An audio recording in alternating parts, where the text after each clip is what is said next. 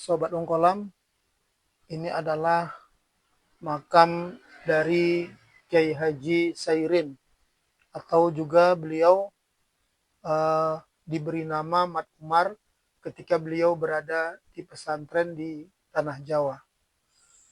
Beliau wafat pada usia 125 tahun. Jadi wafatnya 120 tahun usianya. Wafatnya di tahun 1999.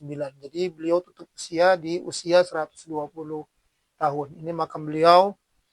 Ya, beliau dikenal seorang kiai yang bersahaja, yang soleh, dan kita banyak mendapatkan cerita tentang beliau, tentang karomah-karomah beliau.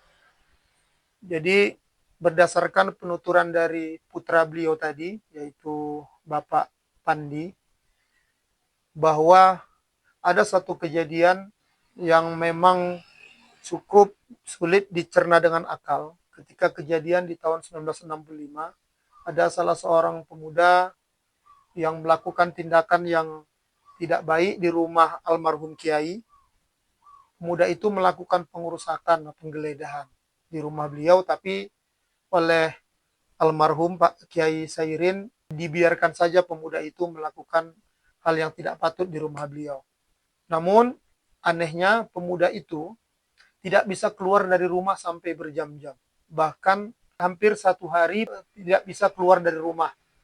Akhirnya Kiai Sairin almarhum mendatangi pemuda yang tidak bisa keluar dari rumah dan ditanya, kamu mau apa? Sang pemuda itu tidak bisa menjawab. Dan dia merasa seperti tersesat di dalam hutan. Akhirnya pemuda itu diberi ampun oleh sang kiai dan dia dibebaskan dan keluar dari rumah.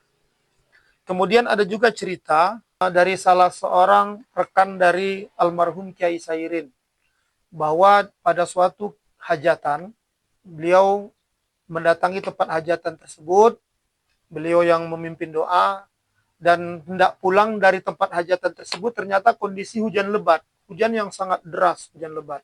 Sehingga kedua orang rekannya ini merasa enggan untuk pulang. Tapi oleh Kiai Sairin, mereka diajak pulang. Ayo kita pulang walaupun kondisi hujan lebat dan petir menyambar. Akhirnya mereka pulang. Dan sampai di rumah Kiai, ya, ketiga orang tersebut mengalami kejadian yang luar biasa. Kejadian yang menurut kita ini adalah sebuah karomah yang dimiliki beliau di tengah hujan lebat tersebut, yang tidak memakai payung, tidak memakai mantel, ya, keadaan mereka tidak basah kuyup, ya, pakaiannya tetap kering sampai di rumah. Inilah beberapa cerita yang kami dapatkan tentang karomah yang dimiliki beliau.